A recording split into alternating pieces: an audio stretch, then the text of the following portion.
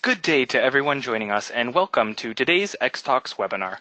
Today's talk is entitled eCOA Translations and Cultural Adaptation, Best Practices and Efficiencies. My name is Edward and I'll be your X-Talks host for today.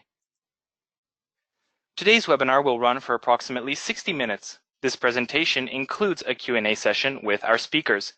This webinar is designed to be interactive and webinars work best when you're involved, so please feel free to submit questions and comments for our speakers throughout the presentation using the questions chat box, and we'll try to attend to your questions during the Q&A session.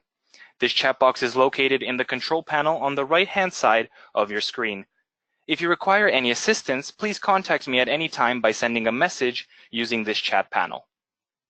At this time, all participants are in a listen-only mode. Please note that this event will be recorded and made available for online streaming. And now a big thanks to Y-Prime who helped develop the content for today's presentation. Y-Prime offers more than a decade of focused work with eClinical systems to expedite and improve the quality of patient management, clinical supplies, drug accountability, and clinical data.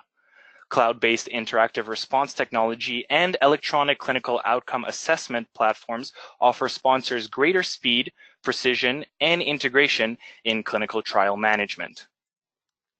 And now, without further ado, it is my pleasure to hand the mic over to the Vice President of Strategic Solutions at Y-Prime, Chris Clancy, who will be your moderator for today's presentation.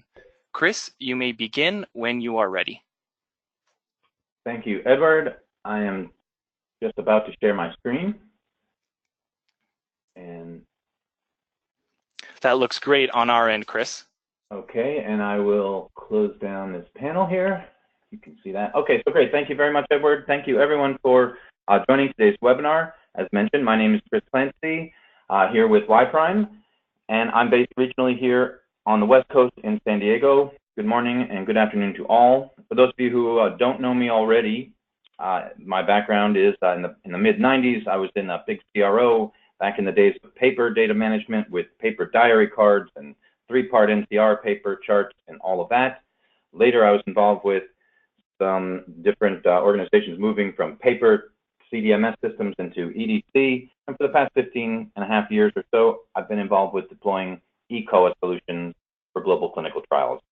Our session today is focused on translation and linguistic validation, specifically as it pertains to patient-centered outcomes in clinical research. There are some terminology bits that we'll be talking about today, and there is a glossary. If you haven't already received the glossary, sort of some terms that we'll define up front, if you haven't already received that, you can use the chat function of the webinar to request that, and we'll make sure that you get that. But as we all know, some terms like validation might mean one thing depending on who is saying it and in what context. But for the purposes of today, we've defined some of those things. Please feel free to ask for that handout.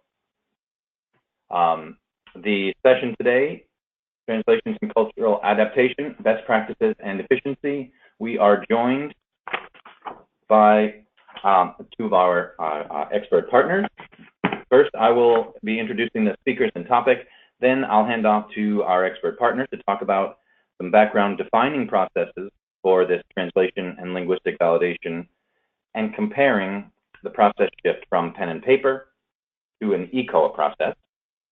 And next, our second speaker will discuss ideas related to a streamlined, what we'll call integrated eCOA translation process, including some real-world metrics and best practices. And then finally, I will wrap up with some suggestions for sponsors of how you can be best prepared for this process for any of your given upcoming clinical programs.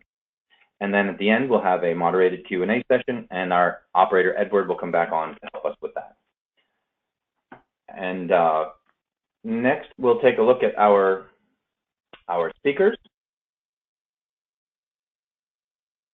We're joined by our trusted partners at TransPerfect, and thank you both for sharing your expertise and insights today. Alexander Crane, the Director of Strategic Accounts at TransPerfect, who for the past 5 years has supported linguistic validation and other activities related to clinical outcomes assessments for sponsors, CROs, developers, and eCOA vendors alike. And she's also has also co-authored several ISPOR papers and posters on linguistic validation translatability evaluations with other industry experts.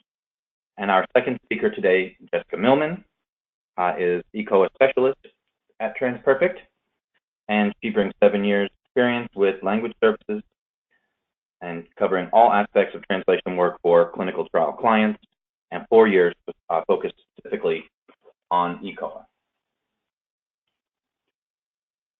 Just to kind of set the stage today for the discussion, as we all know, clinical trials are run across greater and greater geographic areas, spanning the entire globe, and that's why we call them global trials, right?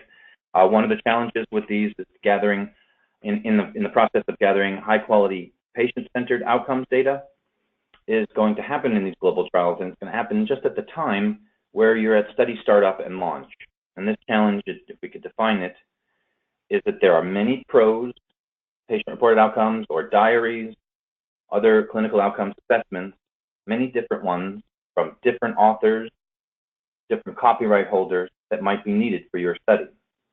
In addition, because of this global nature, you may have many different languages and countries where each of those need to be deployed, and we have to consider the process of completing the translation, the linguistic validation for each instrument in each language, appropriate for each country, and do all of that ahead of the critical path.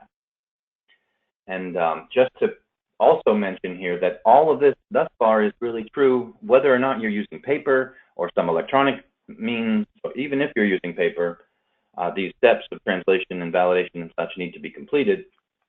And if you're also using electronic means, there are some differences, some things that might be challenges, and others where we can even offer efficiencies over the pen and paper process. And just to frame a little bit today about the average study. Average study is a medium complexity study with 15 languages, 1,500 words, 40 screens or pages of COA assessments. You might have some home-based elements, site-based elements, a daily diary, clinician-reported outcomes, patient report, all of that. And that all seems very simple enough. However, you then take each of those across each language, across each country, et cetera, it's not impossible, but it becomes more complicated than it seems at first. And with that said, we'll be talking today first about the process and some recommendations for how we can work together and establish some best process for the most streamlined approach to make the most out of the technology for your studies.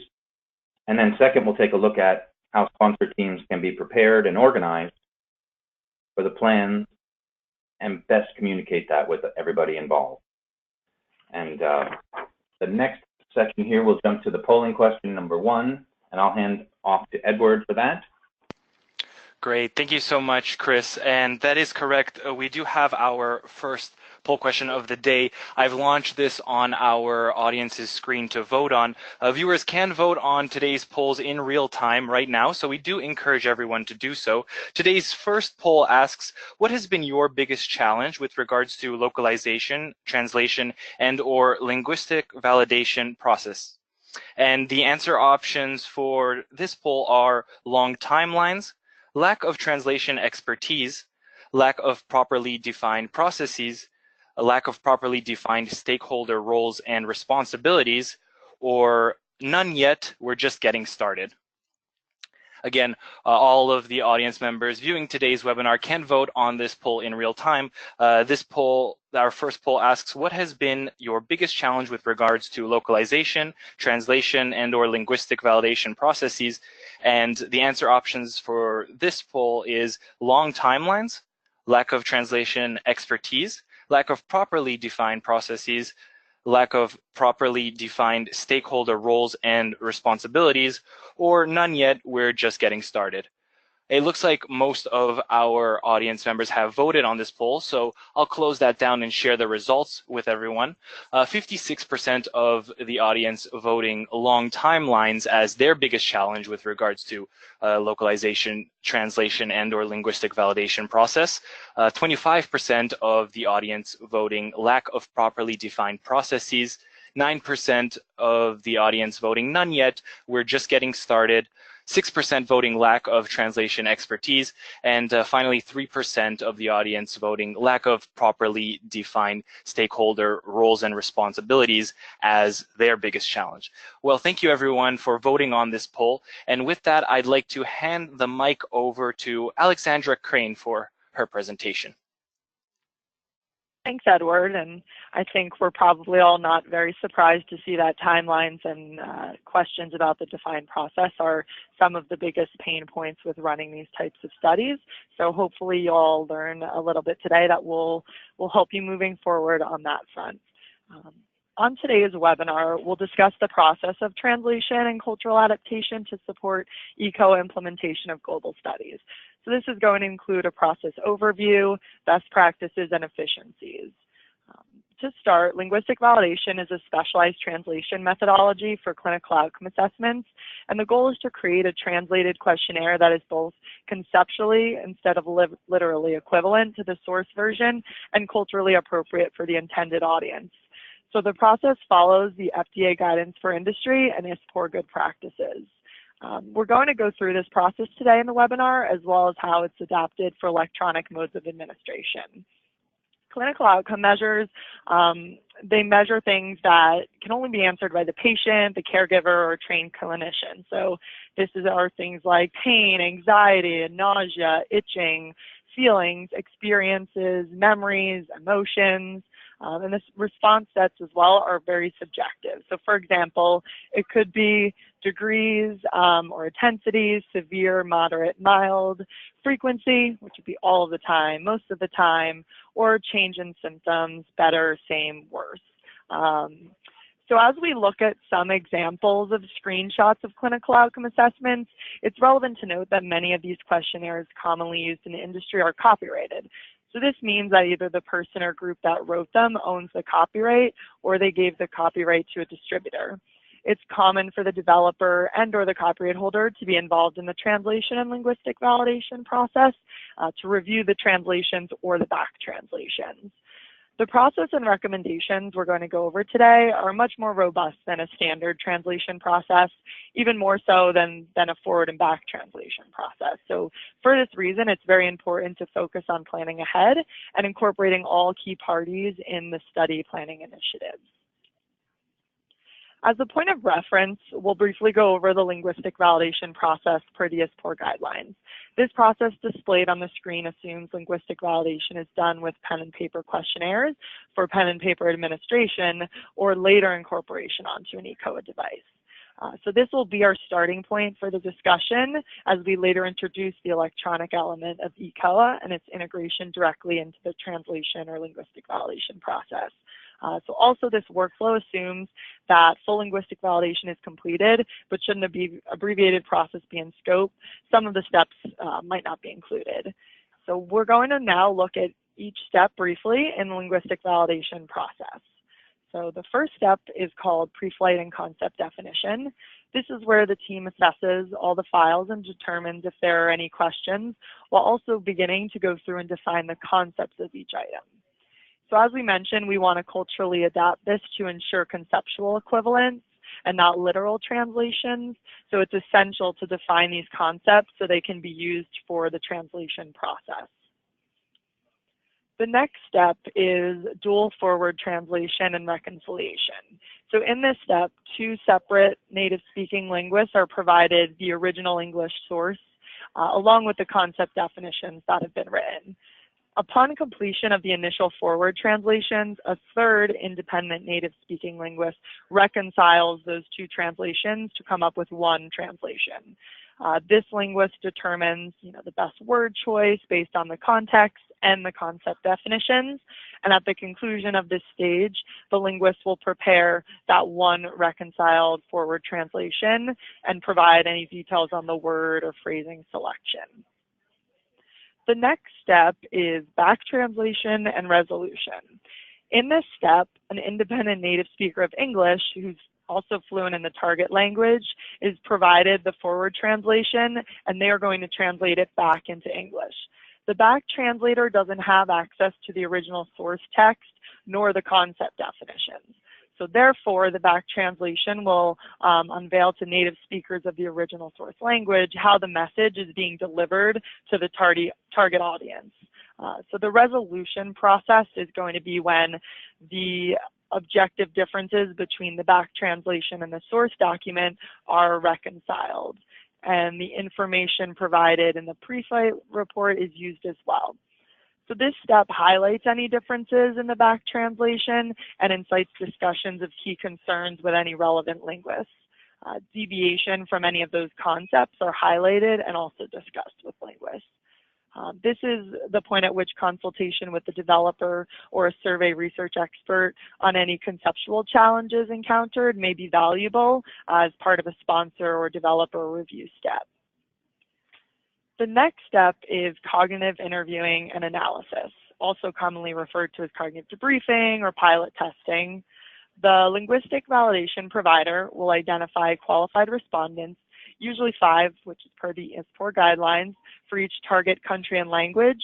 These respondents will review and provide feedback on the translated material, and respondents are pre-qualified to participate in these qualitative interviews through a series of screening questions, and the inclusion criteria for this research is based on the study patient population.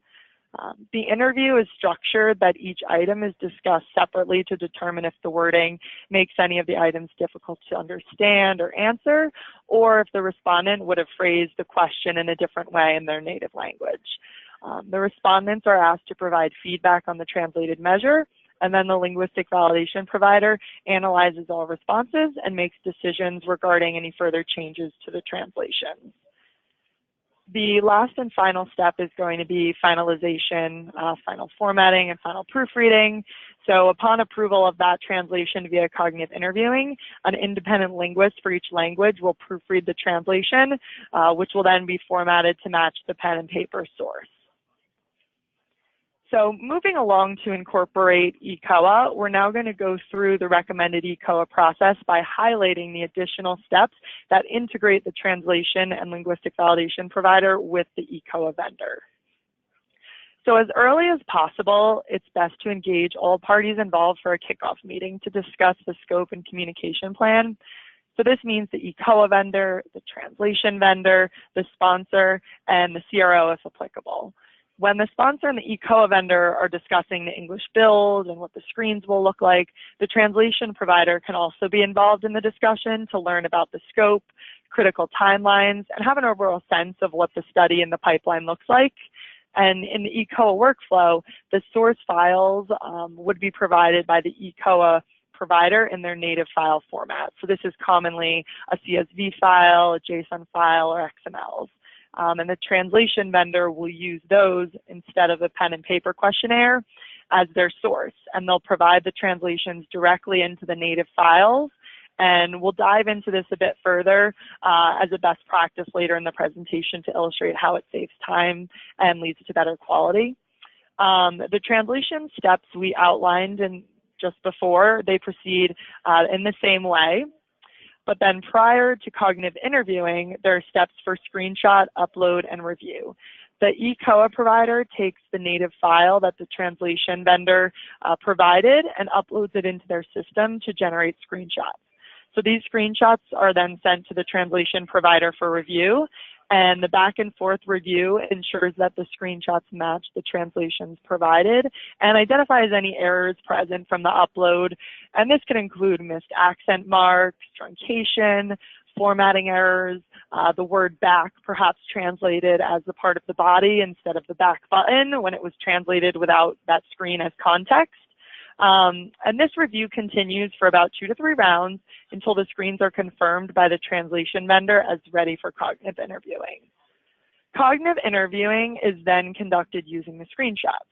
So in other words, the cognitive interviewing respondents will see the translations as closely as possible to how they would during the actual study, which means on screenshots. And this is per the ISPOR recommendations. After cognitive interviewing, any edits required based on the respondent's feedback are sent to the eCOA vendor for them to update the screenshots. These updated screenshots are reviewed in an additional 1 to 2 rounds so that the screenshots can be confirmed as final by the translation vendor and the linguist. The final step is post-localization device testing, which ensures that once on the actual devices, all the translations appear correctly and functionality is working as it should.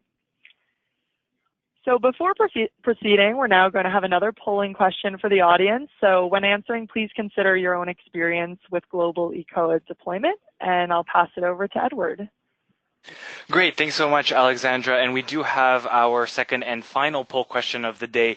This poll question here is a multiple answer question. So for our audience, feel free to select all of the options on this poll question that apply to you. This final poll question asks, have you ever missed one of these critical study deadlines because of translation process delays? And again, you can select all that apply. The options here are first patient, first visit, ethics committee IRB submissions, site initiation visits, first patient screened target dates, and or corporate milestones. Again, have you ever missed one of these critical study deadlines because of translation process delays? These deadlines being first patient, first visit, ethics committee IRB submissions, site initiation visits, first patient screened target dates, and or corporate milestones. And I'll give the audience just a few more seconds here to throw in their final clicks. It looks like most of you have voted on this poll, so I'll now close it and share the results. And it looks like Ethics Committee IRB submissions was the most critical study deadline, was the most missed critical study deadline because of translation process delays, with 73% of the audience voting on that option. Then we have a tie here with first patient screen target dates and corporate milestones being the second most missed critical study deadline because of translation process delays, and then 38% of you voting SIVs, and 35% of you voting first patient, first visit as the least most missed critical study deadline because of translation process delays. Thank you everyone for voting on that poll, and now I'd like to pass the presentation over to Jessica Millman. Thanks, Edward. Some interesting poll results here, but that's exactly why we are with you here today discussing improvements for expediting this process. We would like to show for you the efficiency gain to the overall process when eCOA is integrated within the linguistic validation process for global studies. As you can see from the two process maps here, there are many duplicate steps that overlap between the original pen and paper method and the eCOA process. These are all potentials for efficiency gain when we integrate the two processes. The following steps are opportunities for efficiency gain: kickoff and communication plan setup, pre-flight, retype, client review, final proofreading, final report, and certification.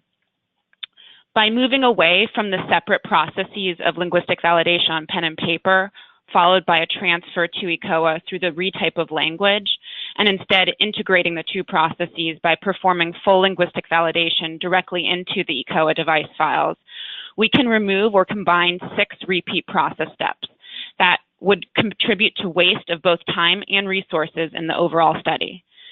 For example, in our previously stated average study, which is comprised of 15 languages, 1,500 words, and 40 screens, by using the updated eCOA integration process, an average overall cycle time savings of 19 business days can be achieved by cutting out those 6 repeat process steps. Additionally, with the initial device file delivery step, we can see a higher first pass yield on average when working with the updated eCOA integration process versus the original process, as the added rework and human error risk of retyping is eliminated. This is due to the lowest first pass yield metrics in the overall process correlating to those steps involved in the eCOA retype process, with 50% FPY for retype and 60% for proofreading. And just to note for you, these FPY metrics were calculated on one sample project. These 6 duplicate process steps when following the original pen and paper and retype process can also introduce added risk into the overall process, and in the end could contribute to a lower quality final product. ISPOR guidelines have shown that cognitive interviews conducted on electronic modes of administration, such as screenshots, are conceptually equivalent to interviewing on paper questionnaires. Therefore, cognitive interviewing on paper is not a necessary step for accurate data collection, and the screens will meet the requirements needed. As the industry continues to trend towards the direction of administering eCOA instead of paper questionnaires to collect data in clinical trials, the most common concern shared by all players is how this industry shift can accommodate study timelines. It is a common misconception that eCOA integration cannot accommodate first patient visit and early submission deadlines in the same manner as the localization process when performed on paper. eCOA also has the ability to achieve those initial study deadlines as well, through options such as submitting English paper questionnaires or draft localized screenshots prior to the finalization of screenshot review and cognitive interviewing. Afterwards, the sponsors are to follow up the initial submission with the final certified screens. By setting up the initial kickoff meeting with all parties involved, including sponsor, CRO, eCOA, and language service provider, and agreeing on processes and setting timelines together, the eCOA integration process can be designed to meet what is needed for those initial study deadlines, while also achieving overall efficiency and quality gains in the process. The key really here is early engagement and steady communication. Some of our main points we wanted you to take home with you today are that we understand the challenge of managing all the moving parts involved in gathering patient data in clinical trials today. So to help combat this on the localization end, we have updated the original pen and paper method for linguistic validation for eCOAs into a more efficient eCOA integration process by eliminating and combining repeat process steps. The updated eCOA integration process can achieve gains of shorter cycle time, higher first pass yield percentage, and lower error risk, while also able to meet those early study timelines needed. I'm going to hand this now back off to Chris, who will more specifically detail what this means for sponsor preparation. Thanks very much, Jessica. Appreciate that. And you can hear me okay? Great. So next section here is a bit about what can sponsor teams do to be more prepared. Really, I think most of what you'll see and what you'll hear me talking about here is fairly common sense approach. There's really no advantage to waiting until the last minute. So start earlier than you think. You'll never regret starting early. Things like, there are some decisions to be made, things like whether eCOA is right for your program or not. And that sort of thing can be made pretty early on, with very rare exceptions, as to whether or not eCOA is right. That's sort of ahead of a timeline for a study, ahead of deadlines for first patient visit. Decide that early. If you need to use eCOA for your program, it will be fairly obvious. Accept it, plan for it, and we can all get the best, most cost-effective solution possible. Choose your vendor early. We, of course, at Y Prime, we hope you always choose us. But regardless of what vendor you choose, decide early, establish your partnerships early. By doing that, you can align and harmonize processes and make the best of the process. Understand the process. Understand your own process internally within your sponsor organization, and work with your providers to harmonize our processes and your process. Work together in partnership. Be open. Communication is key. Be open, fair, and reasonable, and communicate the priorities. We'll go into these last few bullets here in slides on their own. Prioritizing the rollout. Let me just cover them before I jump into the next slide. We'll make sure we prioritize the languages and do that based on realistic timelines. Understand what countries we're going to need to go in as early as possible. Understand which instruments are going to be needed as early as possible. And also understanding the availability and licensing for each of those in each language, again, as early as possible. And then another aspect of this is wherever possible to view the entire program of studies, the entire program or portfolio of studies within the sponsor organization, not just a single study at a time, can also provide big advantages, both for you and your sponsor organization and for us as partners. We'll get into a little more detail now about prioritizing. Oftentimes, sponsor companies will come and say everything, all 50 languages must be delivered exactly at the same time, even though that's not very realistic. So it's important to prioritize. It's important that these priorities are communicated with your partners like us.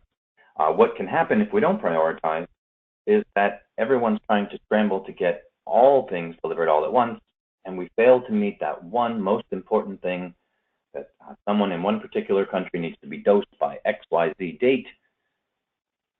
Well, if we don't focus on that and we don't reach that goal, then we miss everything. So first things first, and communicate those priorities. This sounds like it might be easy. It sounds like it, in this next topic here, sounds like it might be easy. It sounds like, of course, we need to do this, Chris. But you'd be surprised how often the sponsors don't know exactly where they're going to need to go, and they don't necessarily know exactly which instruments. Those are important decisions that need to be made.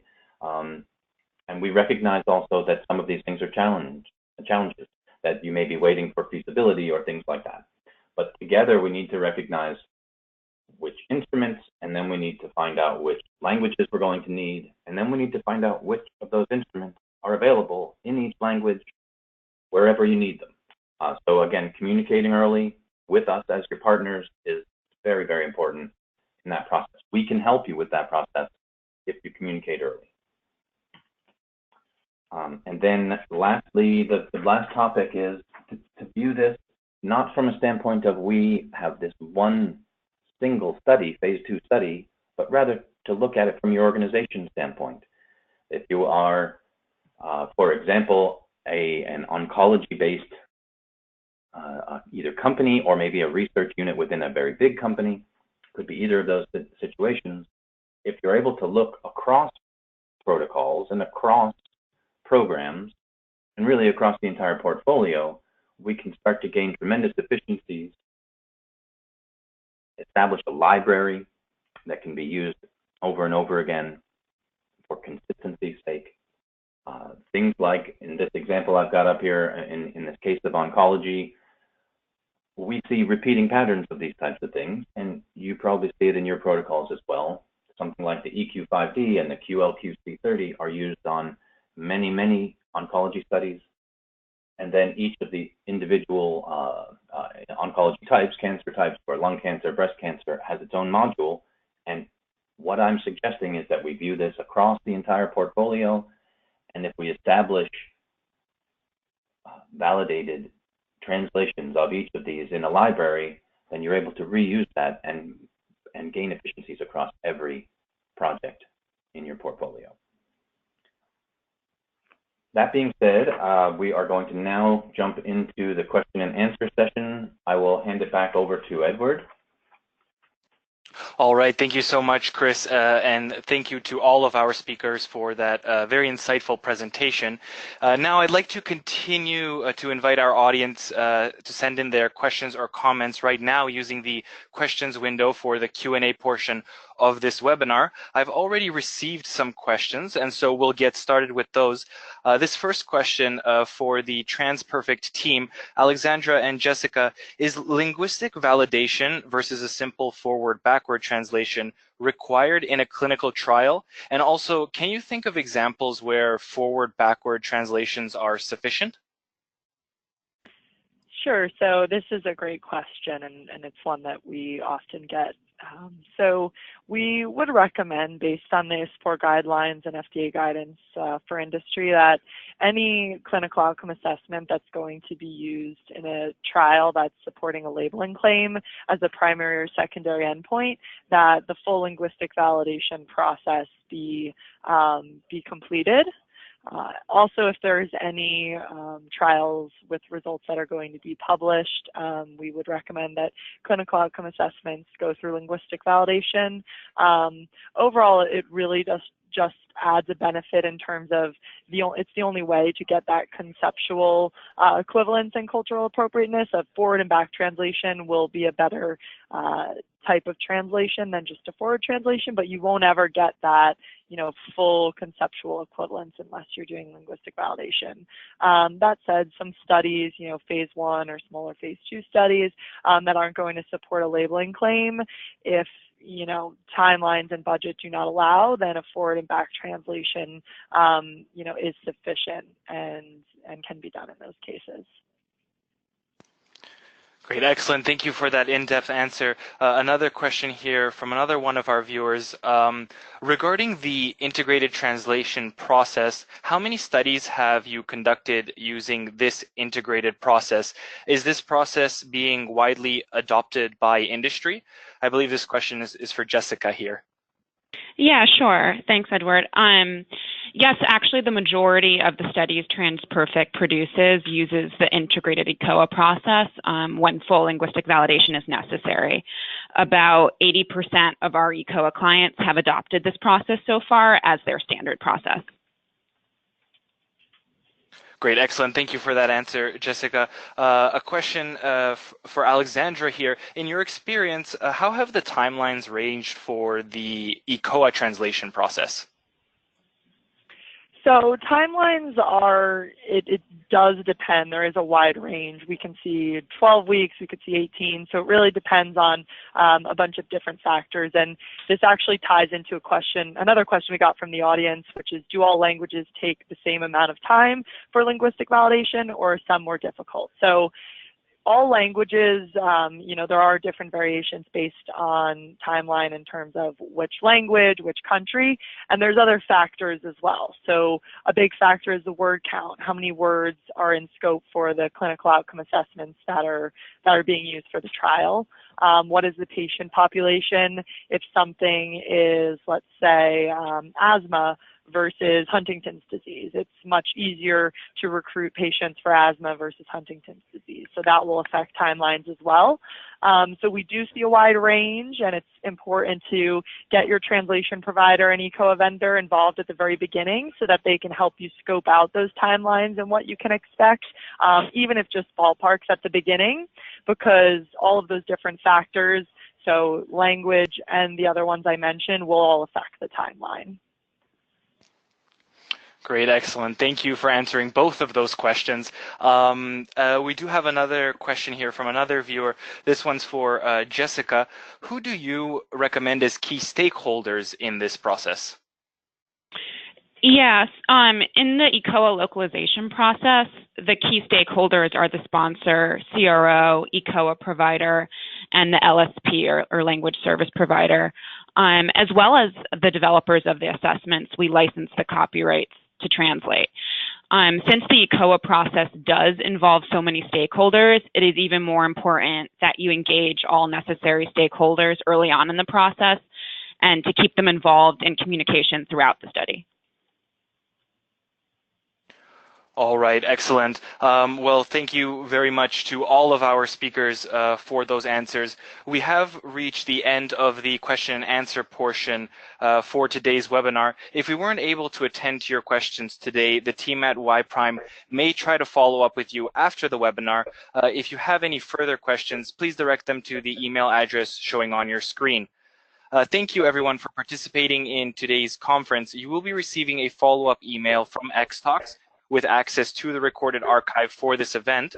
A survey window will be popping up on your screen. Your participation is appreciated as it will help us to improve our webinars.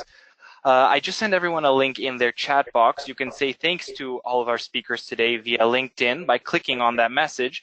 So I encourage everyone in joining us once more and thanking our speakers, Chris Clancy, Alexandra Crane, and Jessica Millman. Thank you all for a wonderful presentation. We hope you all found this webinar informative. Have a great day, everyone.